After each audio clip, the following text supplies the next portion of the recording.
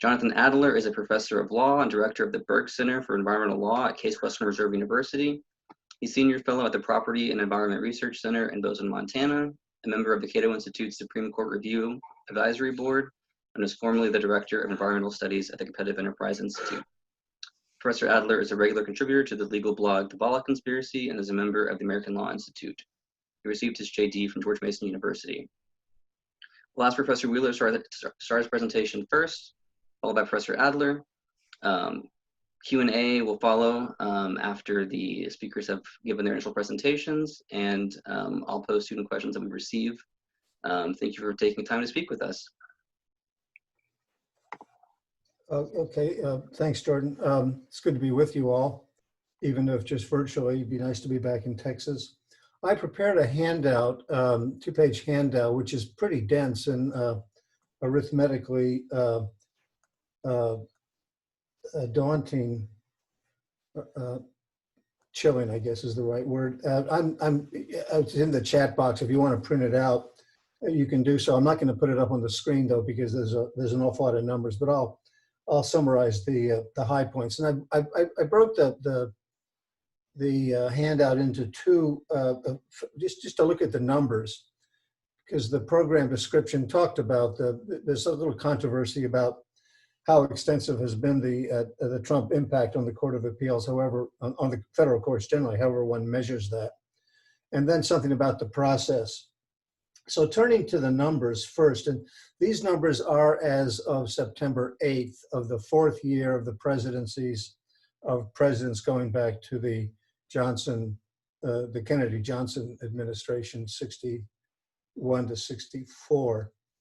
They're a little out of date already because the Senate has come back in session, has confirmed about 5 judges since then. But just in terms of number of appointees, President Trump has appointed 53 Court of Appeals judges, second only at this point to President Carter. And he's way ahead of, for example, President Nixon, who appointed 41 judges at this point. On the district courts, and this includes the Court of International Trade, he's appointed as of today 153, I should say as of about 3 p.m. today. At least the Senate has confirmed 153 district judges. And that ranks Trump fourth, again, after Carter, Clinton, and Bush, but again, way ahead of Nixon and others. And I think some of the difference probably is due to the fact that the Senate is still honoring the so-called blue slip rule that gives home state senators of either party a say in who the president nominates. And so that's had an effect, I think, on these different numbers, but it doesn't explain it all. Overall, President Trump's appointees as of now, 208, is second only to President Carter. In terms of percentage of judgeships, which is a figure that Trump refers to often, he's often said that he's second only to George Washington. The percentage of appointees of the total range of total number of statutory created judgeships. That's not true, by the way.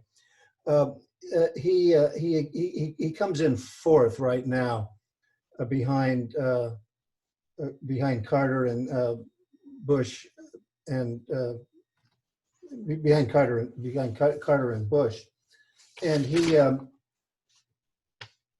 and just in terms of percentage, behind Carter, I should say behind Carter, Nixon, and JFK, LBJ. Obviously, there were fewer judgeships when President Kennedy and Johnson were appointing judges, but just as a measure of influence on the judiciary, the Trump impact has been substantial, but it's not been overwhelming. 2 more points just about the numbers. I think one could get the impression from listening to the president talk that appointing judges is an indication of legislative skill, and it is to a degree, but it's largely a function of 2 factors. One are the number of vacancies, and the other is a compliant Senate. And the fact of the matter is that both President Carter and President Trump, who rank first and second in terms of number of appointees, had a lot of judgeships to fill. Carter benefited from a vast increase in the number of judgeships that Congress did in 1978, and Trump inherited a good number of vacancies, second only to, by 1 or 2, the vacancies that President Clinton inherited. And because that's because Senator McConnell, when he ran the Senate 2015 2016, vastly reduced the traditional number of appointees confirmed in a lame duck year, even by a Senate of the opposite party. And we can talk about more about that if you want to. So Trump was greeted with a good number, an unusual number of vacancies to fill, and he's going about doing that. Now, obviously, these numbers that I gave you for Trump are going to change. The Senate has, I think, 41, 42 legislative days left. I suspect it'll be confirming judges after Election Day, which is unusual. It's unheard of, except in the one case of Stephen Breyer in the Court of Appeals in recent history. I wouldn't be surprised if it keeps confirming judges, even if Trump were to lose the presidency, whenever that may be certified. Also, I just might point out the president lately has been saying that he expects to appoint 300 judges by the end of his term. I don't see any way that's going to happen, even if he gets all the current vacancies filled and gets nominees confirmed that are the 40 nominees that are there, and gets nominees up for the rest of the vacancies, for the 64 or so vacancies that are there. He's still going to need 25 more judges to create vacancies, typically by taking senior status between now and, in an extreme case, mid-December. I just don't see that happening. So I think you can put that 300 judge claim, take that with a hefty grain of salt. Now, it's also true, in terms of the Court of Appeals, the president has drastically changed the balance of Republican appointee to Democratic appointee on the Court of Appeals. When he took office, 40% of the 179 judgeships were filled with, occupied by Republican appointees, 55% by Democrat, 51% by Democratic appointees, 9% were vacant. Those numbers have been turned around, and more so now. There are no vacancies, but Republican appointees occupy 55% of the seats. 30% of them are occupied by Trump appointees. 45% occupied by Democratic appointees.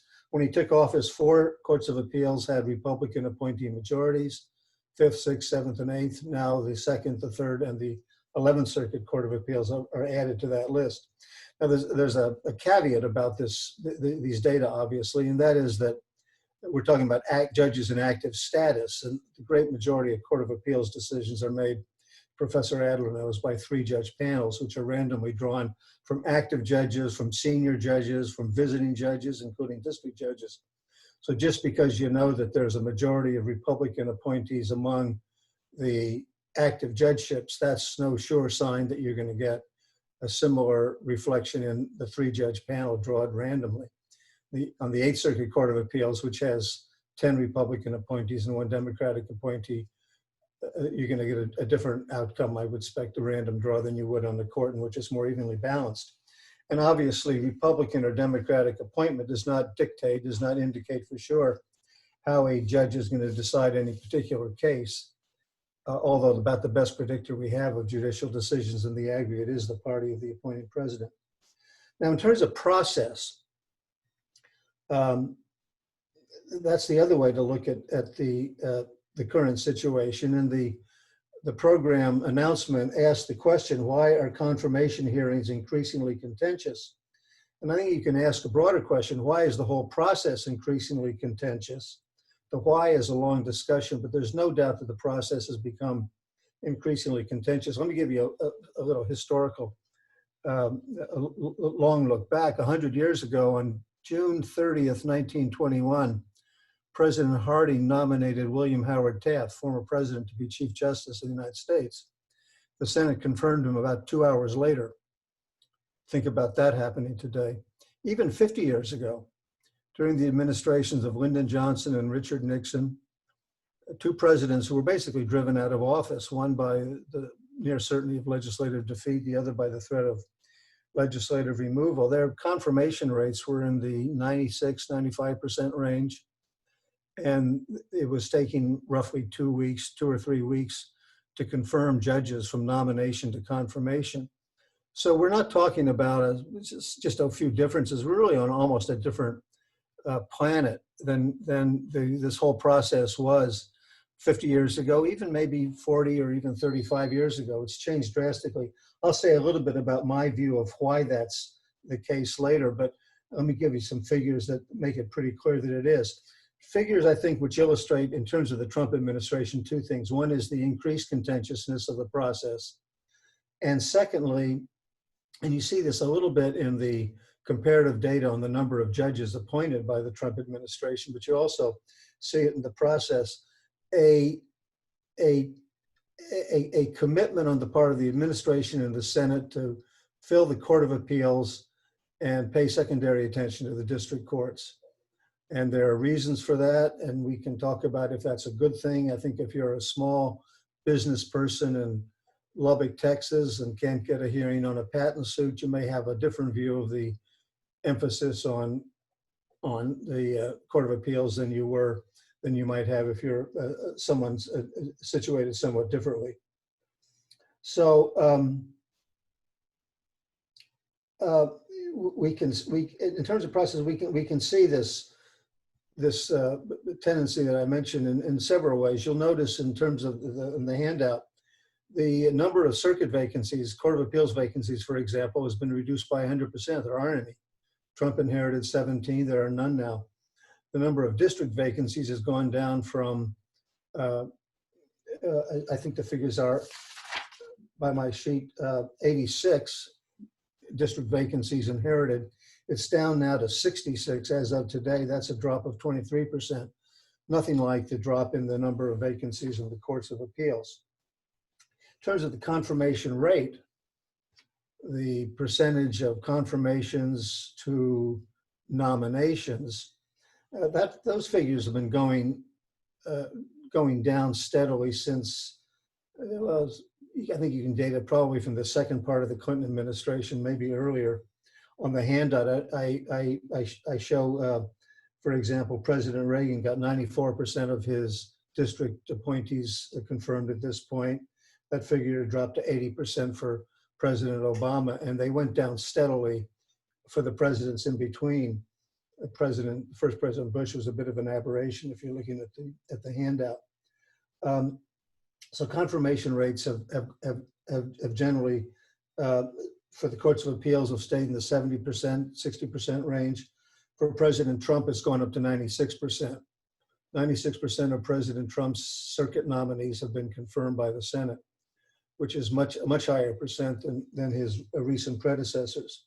Only 75%, though, of his district nominees have been confirmed by the Senate.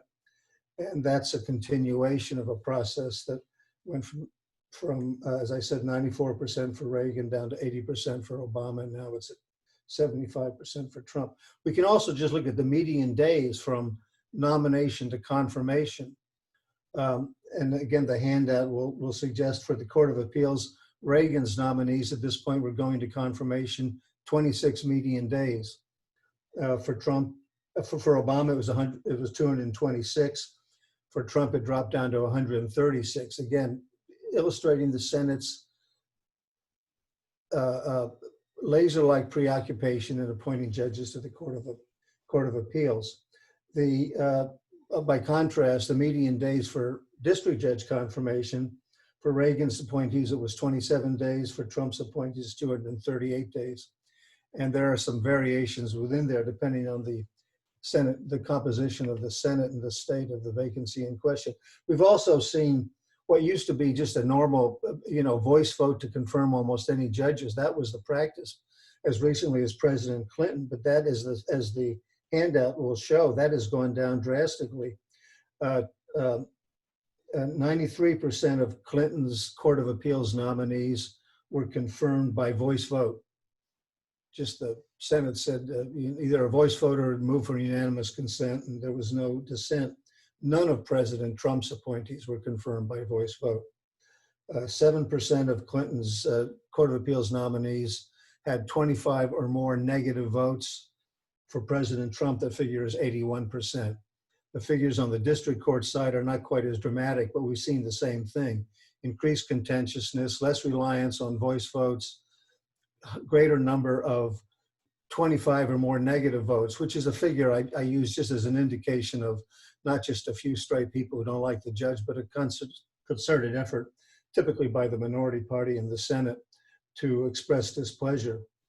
Now we can talk about why that's the case, why there's been so much more contentiousness in the process. The common response is, well, this all started with Bork. I mean, that's what you'll hear from a lot of people. And it leaves the inference that if President Reagan had not nominated Robert Bork to the Supreme Court, and we'd had that very tawdry confirmation process that followed, that everything would be, sweetness and light now, and the whole Senate Judiciary Committee sitting around singing Kumbaya, and they confirm judges. I think that's really a very simplistic view of the process. Instead, I think the polarization of this process, for which both parties bear plenty of blame, I should say, is just part of the polarization that keeps this government from doing much of anything. I mean, there was a day in which, if it turned out at the start of the fiscal year, Congress had not passed an appropriations bill for any of the agencies, it would be a major crisis. Now it's just par for the course. Every appropriations bill is a game of chicken. There's so many other ways in which the government just can't get stuff done, and that manifests itself as well in these dramatic changes in the process and contentiousness that's involved in confirming judges for the federal courts. I have to say, and I'm conscious of the audience to whom I'm speaking, but I have to say that I don't think Senator McConnell has done anything to help that process. Not only the failure to take any action on Merrick Garland nomination of the Supreme Court, and then McConnell's statement that, of course, he would confirm anyone that Trump were to nominate. I suspect he would try to confirm them, even if one of the justices left senior status after the election, but even if Trump were to lose the election. So I think there's an added bit of cynicism that's been added to this whole process recently by the actions of the majority leader. I'll be happy to speak more about that. I should say, just today, William and Mary Law Review, the online review, posted a response. They asked me to prepare for an article that Donald McGahn, who was the White House counsel, of course, in the Trump administration, had published in that journal, and I did. And I was generally complimentary of the McGahn article. He's obviously a very smart guy and a principled guy. But he did make this statement that he was shocked that Neil Gorsuch got so many negative votes during his confirmation hearing.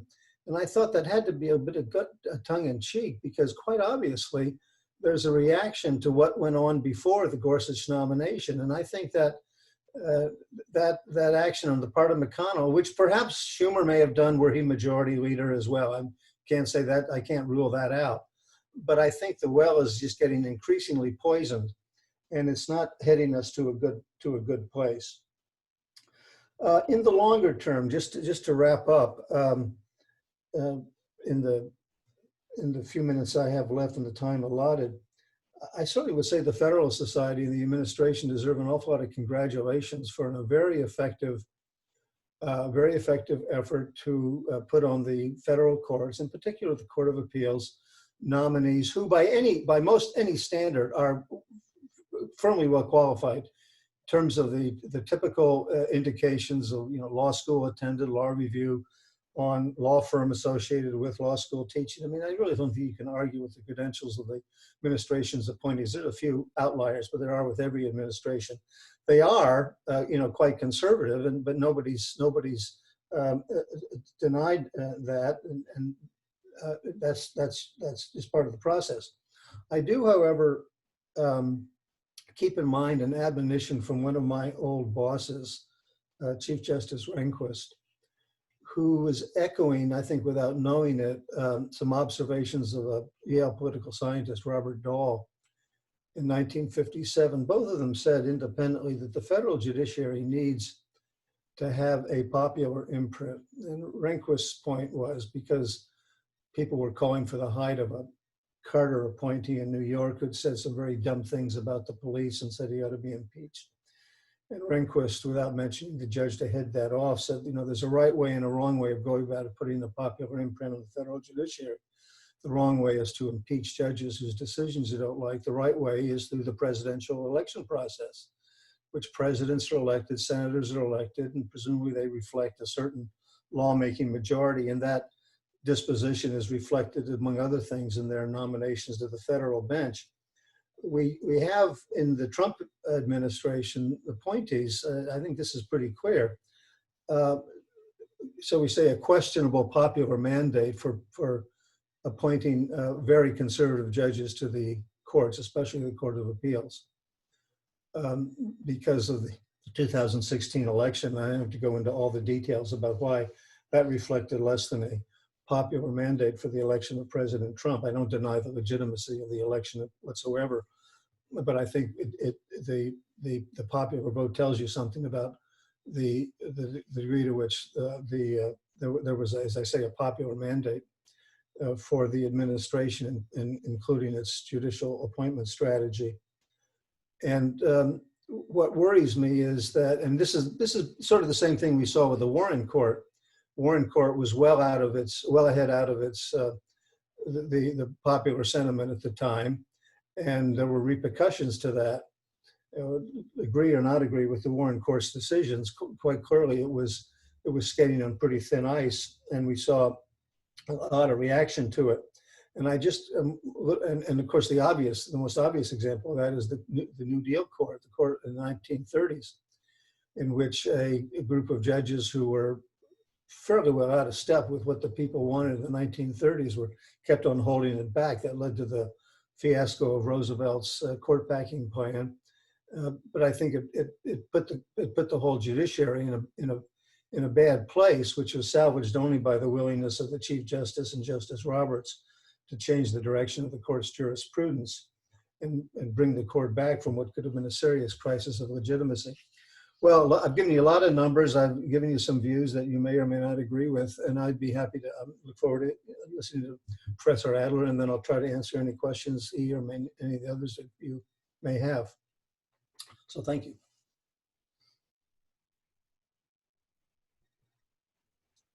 All righty. It's a pleasure to be here. Like Mr. Wheeler, it's a shame can't be there in person. It's always fun to be in Austin. I will confess that the breakfast tacos we get here in Cleveland aren't quite the same. So I agree with a lot of what he said. There's some things I disagree with. I want to, I guess, put a little different context on the changes we've seen in the judicial nomination process, and in particular what the Trump administration has done, and say a little bit about what that might mean going forward. I think as a general matter, I think it is certainly true that the Trump administration has made judicial nominations a very high priority for the administration, has devoted energy to that issue, staff time to that issue, and the Senate has devoted its resources to confirming judicial nominees. And that's a reason for the significant number of confirmations in over the past 4 years, or in Donald Trump's term in office so far. And I think a lot of what we see in terms of what President Trump achieved in this regard in 4 years versus what some of his predecessors may have achieved in 4 years is in part a function of having a Senate of this controlled by the same party, and by the White House making it a priority. I think in both the Obama and Clinton administrations, for example, judicial nominations did not happen as quickly. Confirmations did not happen as quickly, in part because neither of those White Houses made judicial confirmations anywhere near the priority that the Trump administration has, either in terms of just getting people nominated, filling the pipeline with qualified nominees, but also in terms of the sorts of folks that were selected. And it's significant. When Donald Trump took office, 40% of circuit court judges had been appointed by Republican nominee or Republican president. Now it is 55% of circuit court judges. That's a significant change in only 4 years. I think, as Mr. Wheeler noted, though, sometimes the president has a tendency to exaggerate the effect of his nominations. This is not the largest percentage even if one just focuses on circuit courts. In 2008, when Barack Obama took off, at the end of George W. Bush's time in office, 56% of circuit court nominees had been appointed by a Republican president. And by the end of George Bush's first term, it had actually already reached 53%. If we just are looking in the modern era, in 1996, even after the first 4 years of the Clinton administration, 59% of circuit court judges had been nominated by a Republican president. I think it's difficult to do comparisons going back prior to 1992, and that's just because there are more judgeships. We've had basically a stable number of judgeships since 1992. I think it's 179 authorized judgeships, I think. But in any event, the whatever the number is, it's been 179. Sorry, circuit court judgeships. That number's been stable since 1992. So the administration's made it a priority. They have made nominations quickly, and the Senate has moved those nominations quickly, not as fast as with Justice Taft, but has moved them significantly more quickly, certainly than the Republican Congress had moved President Obama's nominees, but even more quickly than we'd seen in the last couple of decades. The other thing that I think is significant and different about what the Trump administration has been doing, and this is a common difference we see between Republican administrations and Democratic administrations, but one that I think has been a difference that has been even magnified or accentuated during the Trump administration, is really focusing on people who can be circuit court judges, who will be thought leaders, who will be influencers, who will write opinions that will get written about, that will get blogged about, that will get assigned to students, that will be read by academics. This was something that President Reagan had made a focus, and I'll talk about why that's important in terms of understanding confirmation conflicts that have increased over the last few decades. Certainly was a focus of both Bush administrations. Generally, Democratic administrations have not prioritized nominating people to be circuit judges who are likely to be thought leaders, who are likely to be influential on their courts and among other judges. That's not to say there haven't been such nominees from Democratic presidents. Diane Wood, Karen Moore. I mean, there are certainly prominent Democratic nominees on the appellate courts that are thought leaders and that are heavily influential. But I think when one looks at the process that Democratic presidents have used and the people they have ended up nominating, it has not been as much of a priority for them as it has been for Republican presidents generally, and for the Trump administration in particular.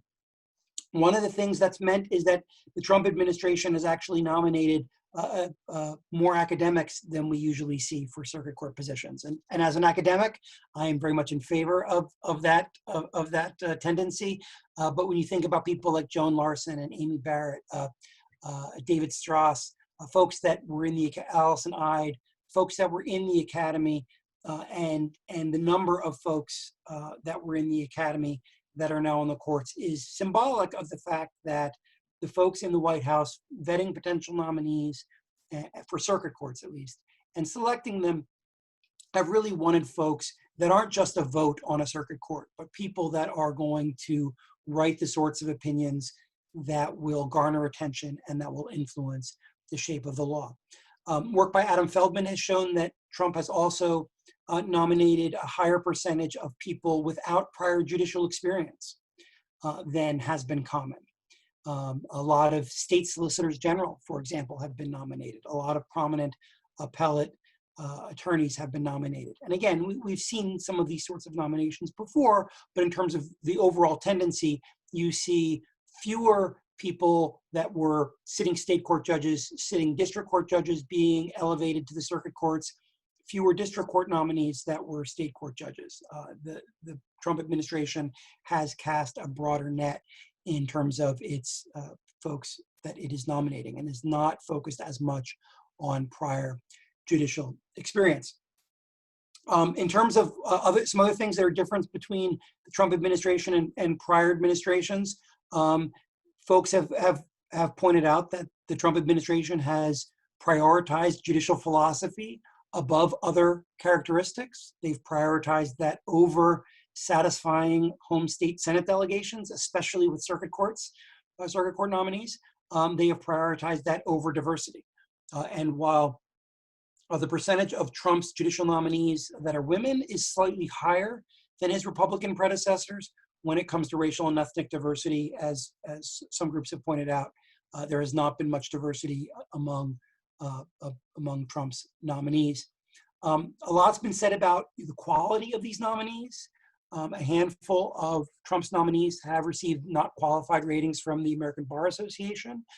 And a talking point that you often see is that a higher percentage of Trump's nominees have received not qualified, let me say that again. A higher percentage of Trump's nominees have received a not qualified rating from the ABA than any of his predecessors. That's true. What those analyses tend not to tell you, and a statistic that I think is really surprising, is that a higher percentage of Trump nominees have received a well-qualified rating from the ABA than his predecessors. And that's striking for a number of reasons. One of the reasons is that the Trump administration. Here's on volume. I'm going to turn mine on. Sorry, the Trump administration, like the George W. Bush administration, has not allowed the ABA to evaluate potential nominees before they are nominated.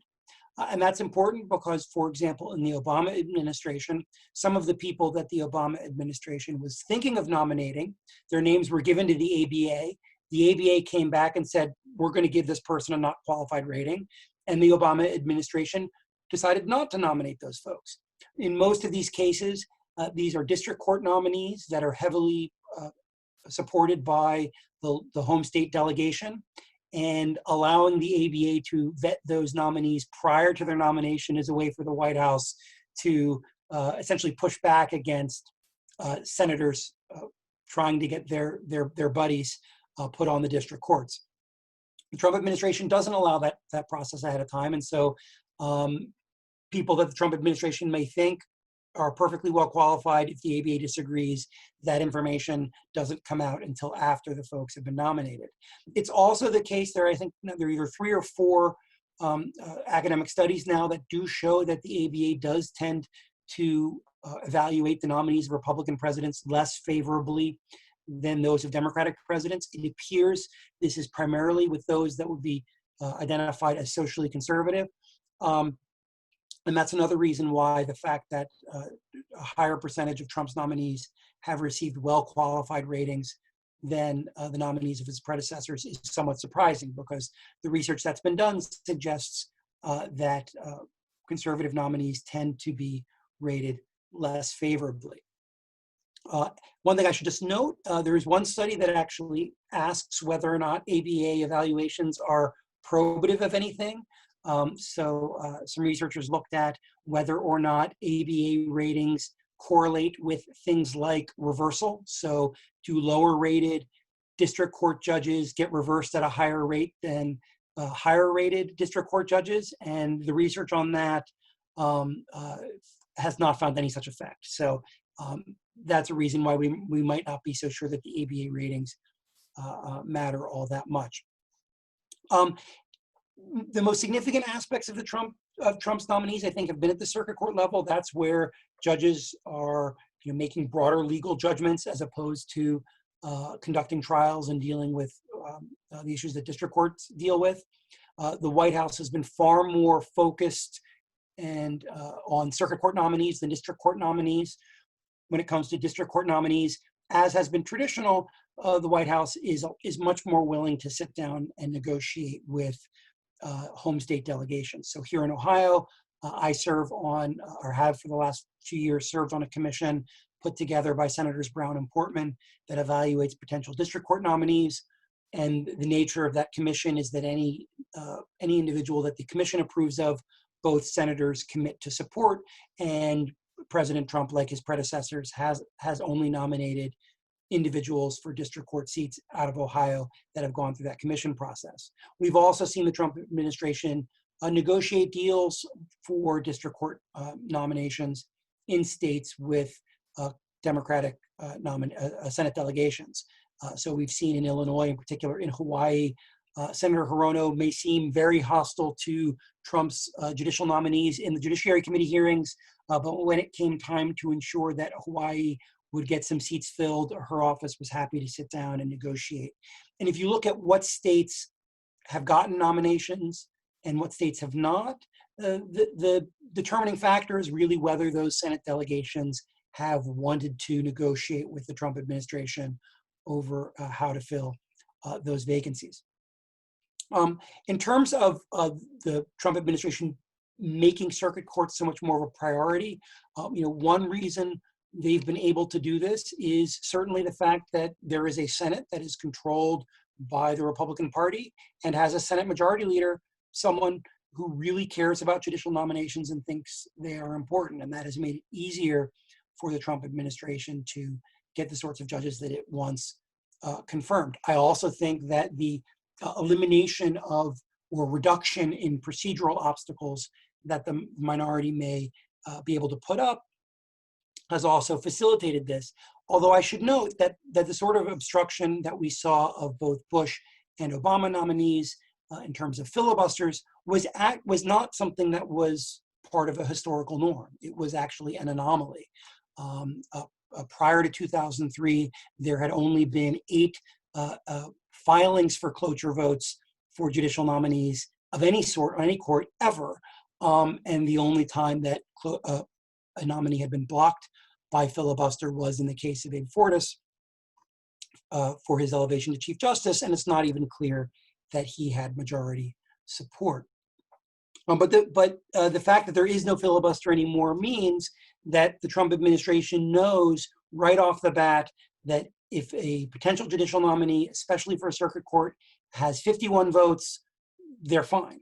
And so that has given them more leeway in terms of what sorts of nominees they want to put forward.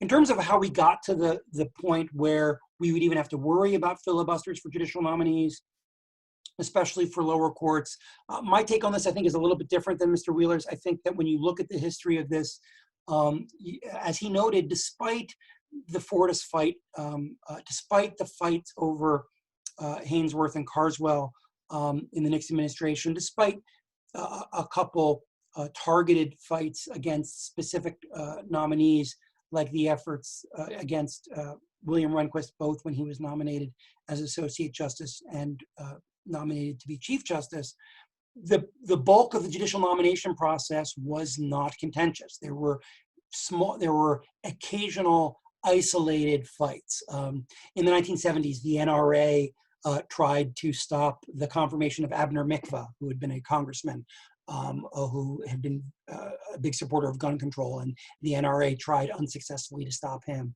But that sort of thing was an aberration. What changed? Well, in my view, in the research that I've done looking back at the history, I think things changed in the mid-1980s, but I agree with Mr. Wheeler that it was not the Bork nomination. The Bork nomination was kind of a symptom of something that was already occurring. Ronald Reagan campaigned, among other things, on changing the courts, on nominating conservative judges, and that is something his administration made a very high priority. As I mentioned before, they were one of the first administrations to really think about individuals being thought leaders, about nominating academics, folks like an Antonin Scalia, Frank Easterbrook, Doug Ginsburg, Stephen Williams, people that would influence their peers, influence the way issues were thought about and talked about. Well, if you go back to the mid-1980s, that phenomenon was clearly occurring, and it was very clear that certain progressive interest groups and Senate Democrats didn't like that. So you can find news articles from the mid-1980s where Senate Democrats are saying openly, we don't like this.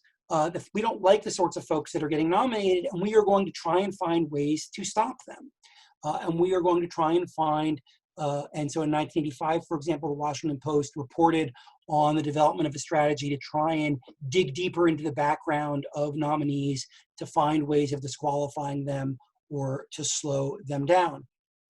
In 1986, when the Democrats take control of the Senate, they decide to not only continue this process, but to also to slow the rate of confirmation, and in fact, to block the confirmation of individuals that could have changed the balance of the courts to which they were nominated.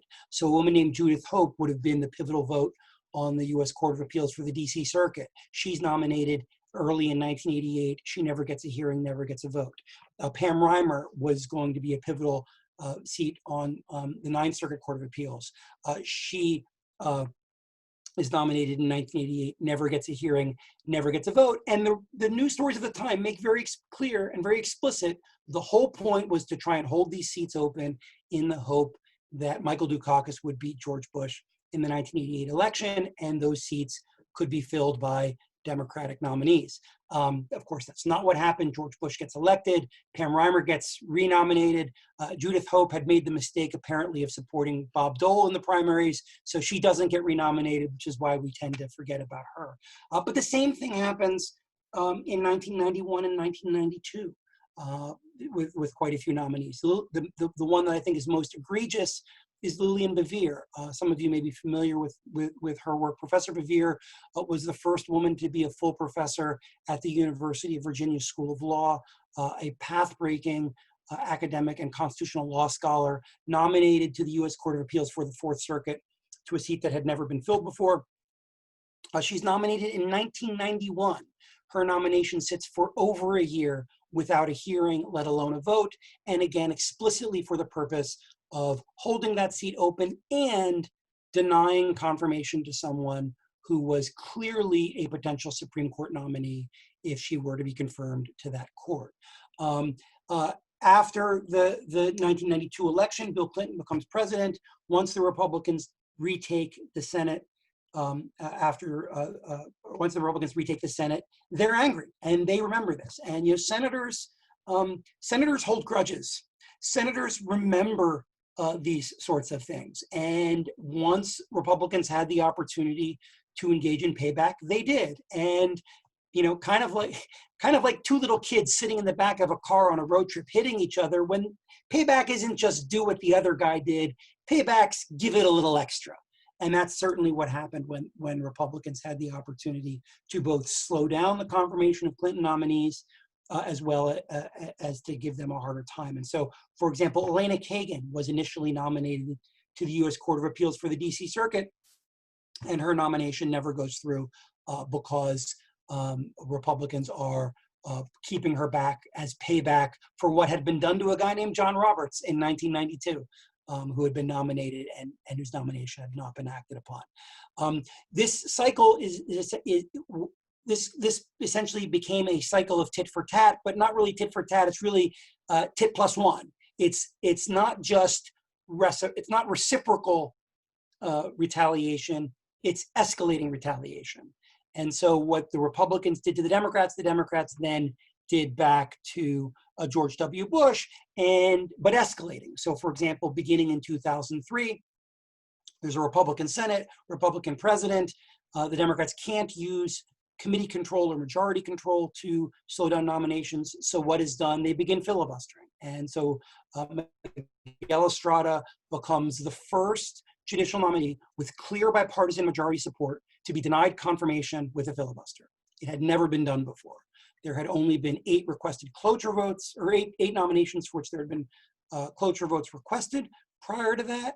Again, as I mentioned before, the only nomination that had ever been defeated by filibuster was that of Fortas, but he didn't even get 50 votes for cloture, so it's not clear he had majority support. Miguel Estrada did have majority support, did have bipartisan support, as Senator Schumer noted in remarks on the floor, and as came out in some documents that were purloined from the Judiciary Committee. One of the reasons Estrada was blocked is because he was seen as a potential Supreme Court nominee and would have been the first Hispanic on the Supreme Court.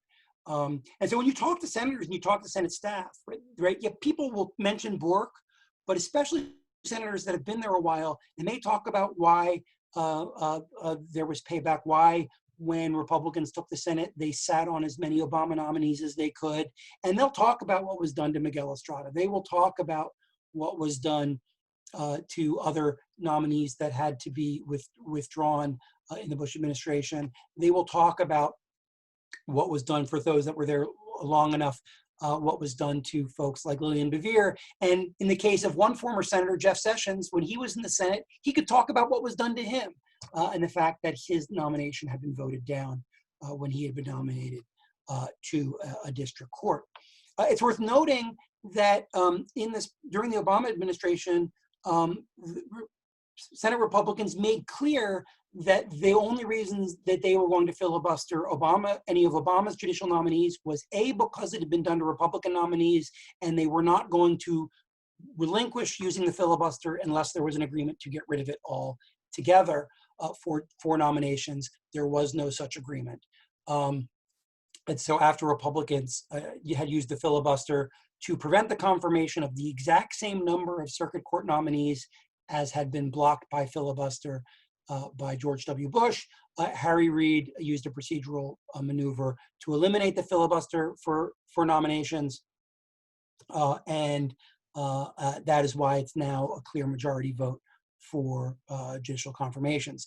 Insofar as there is obstruction now, it is, and Mr. Wheeler pointed this out, and it's in his chart, it occurs by refusing to grant unanimous consent, refusing to agree to any of the procedural maneuvers that can be used to accelerate the confirmation process. And so it just takes floor time. It just takes much more time than is necessary to confirm even completely non-controversial nominees. So within the past week, for example, a district court nominee for New York, that originally had been nominated in 2016. So this is someone who had originally been nominated by Barack Obama. This nomination is brought to the floor, and was there unanimous consent to proceed? No, there was not. Even to get that nomination through, Senate Democrats are insisting that the majority leader burn as much time as possible on that. But I think going forward, what this means is the next Democratic president will certainly have a lot of leeway in terms of the nominees that they pick, so long as they are nominees that can maintain the support of a majority of the Senate, and assuming the Senate is in Democratic hands, they will have fairly free reign in terms of who they put on the court. Some things just to be aware of. It is very likely that the next president will also have a significant number of new vacancies created by Congress. The Judicial Conference of the United States has been recommending the creation of additional seats for some time now, and Congress looks like it's finally getting around to doing that. And so, if Joe Biden becomes the next president, he could relatively quickly, I wouldn't say completely undo, but counter some of the effect on the courts that Donald Trump has had thus far. I'll stop there. Happy to take questions and hear what Mr. Wheeler thinks. And thanks again for inviting me. It's a shame I couldn't be there in person. Great. Thanks a lot to both of you. We have time for a few questions. One that we received is, what percentage of President Trump's nominees have replaced Democratic judges? It's 19 out of 53. Okay. 19 out of 53 replaced Democratic appointees. That's on the Court of Appeals. Okay. And do you think that going forward in the future, there will be more pressure on nominees who are nominated by one party to resign and let there be space for people to replace them whenever there's a new administration coming in of that same party? The requests will be made. Judges will not feel any. They won't feel any actual pressure. I mean, judges have life tenure. What are you going to do? There are allegations that the Trump administration has sought to sweeten the pot, so to speak, for certain judges to retire by assuring them that maybe their former clerks might get nominated or something like that. But there's no way to really exert pressure beyond that.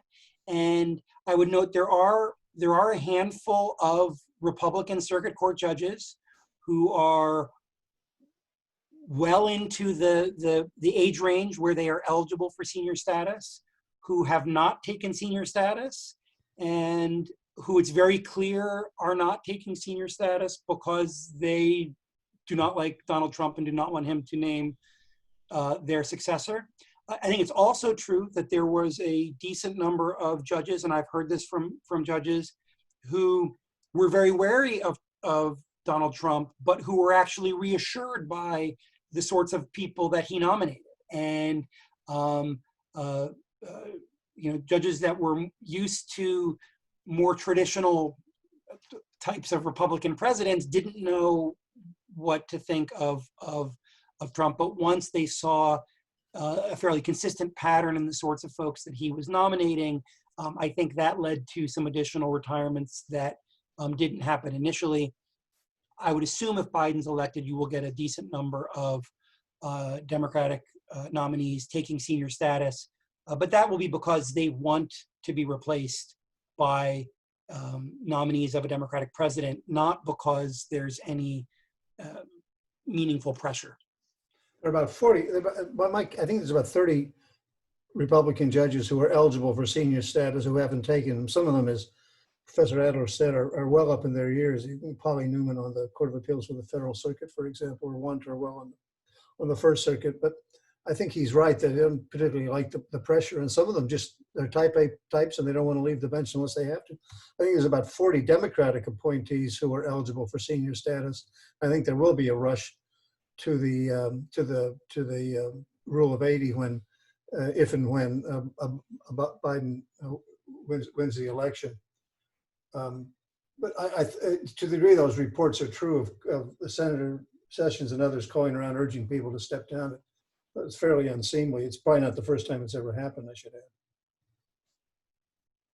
I certainly agree with Professor Adler that the Obama and Clinton administrations did not take did not go at the judicial appointment process with the same fervor that most Republican appointees have. If you look on the handout I prepared, you'll notice that under Obama, at this point, actually the number of district court vacancies went up. And it went down for Clinton, it went down for Bush, but for Obama it went up because the Obama administration really just couldn't get its act together. They finally did. I would also say, and I say this with all due respect to Professor Adler, everything he says about tit for tats I think is true, but I think there are some overall tendencies operating which suggest that apart from specific instances, John Roberts was nominated late in the Bush administration, wasn't confirmed. Alina Kagan never got a vote. John Roberts, under the Bush administration, had to hang on for about a year before he got a vote. But there are some overall tendencies which are going on, which I think compete with these individual stories. One last thing, let me just say, an unrecognized, I think a largely unrecognized effect of these much longer times it takes to get nominations confirmed. And my data I have the data, but I didn't present it. The time between a vacancy and a nomination, as well as between a nomination and a confirmation, must lead an awful lot of practicing lawyers to say, I don't want this anymore. Why, I've had more people in the Senate Judiciary Committee say, why would anybody go through this process to put your practice in limbo? It used to be under the Eisenhower administration, you step away from your practice for 15 days, you'd get confirmed and you'd be a district judge. Now, none of that's certain. And I think it has a deleterious effect on the judiciary. And again, I think we've seen that on the part of both parties. So, I mean, nobody's blameless in this whole matter. I certainly agree with that. I mean, for the commission, I'm on with Senators Portman and Brown. The questionnaire we make them fill out is similar to the questionnaire that the Senate Judiciary Committee submits, and then there's an additional questionnaire for the background stuff of all the truly private stuff. And it is unreal what these folks have to document and the degree of scrutiny that they're put under. And then they may sit around and wait for who knows how long. And then when they get a hearing, they'll be asked questions that have very little to do with how they think, how they're going to decide cases. If Hearings are for the folks back home for ours. Yeah, and the way it tends to proceed is not, who is the most objectionable, but who has the biggest vulnerability, right? Did Senate staff or some activist group find something in somebody's background that can be used to make them a symbol of how terrible the other team's nominees are? Or did they fail to report that speech they gave to the PTA 5 years ago? Right. All that stuff goes on. And if it were up to me, there would be a requirement for, once the paperwork is in, how quickly the committee would vote and then make the nomination privileged on the floor. I would actually be willing to get rid of hearings. I don't think they do anything. And the history of these hearings, if you go back and look where they came from, they have a really ugly, sordid history. Go back and look at what Thurgood Marshall was subjected to when he was first nominated to the Second Circuit and then again to the Supreme Court. Go back and look at how hearings were used in the early 20th century to raise questions about whether or not someone who was Jewish could be on the court.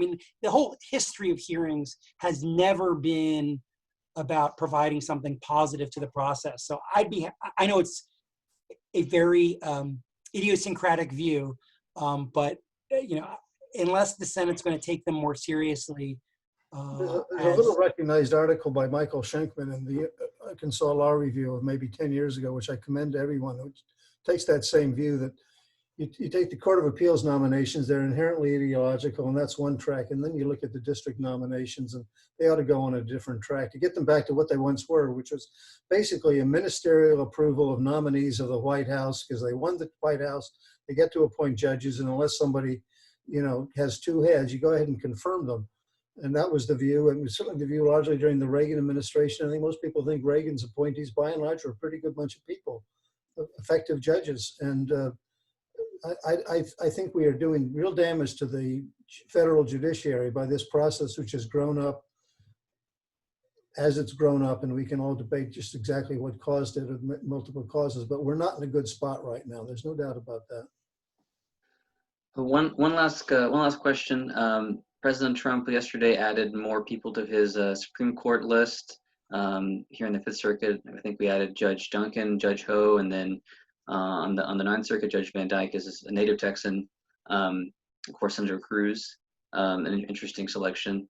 So what do you think about how has the addition of these lists changed the process, and will it be something that the next administration, if it's President Biden, keep implementing or adopt? So, Trump was obviously the first presidential candidate to do this. It's worth remembering, neither of his Supreme Court nominees were actually on his initial list. The very first list he issued in September, I guess, or fall of 2016. He then added names in November. Gorsuch was on the addition. And then Kavanaugh was added to some additional names that were added in 2017. So, I'm not sure if this list really is the last list of where he would draw nominees from. It is interesting in that this list includes more people that have served in his administration who were not judges, which is interesting. There are 4 or 5 former administration officials, 3 senators. I think, the idea of saying to a whole bunch of senators, stay on my team and I may put you on the court, and saying that publicly, I'm not a big fan of that. I think one thing the list does show, there are some names that are conspicuously absent from the list. Naomi Rao on the DC Circuit, Andy Oldham from the Fifth Circuit,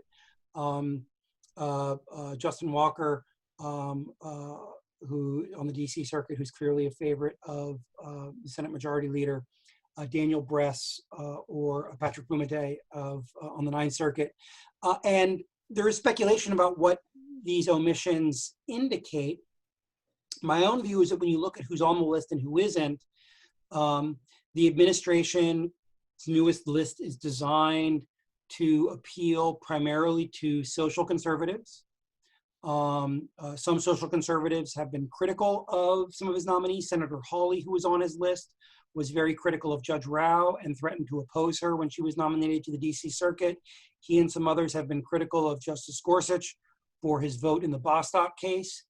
And so I think if you look at this list and who's on it and who's not, the underlying signal is, I'm going to nominate people that are reliable on the social issues. But again, I view it as a political document. The president has felt free to supplement the list in the past. I have no reason to believe he wouldn't feel free to supplement it again if he thought it was in his interest. So I'm not sure that the list, which is in combination with the old list, so there's like a total of like 40 names now.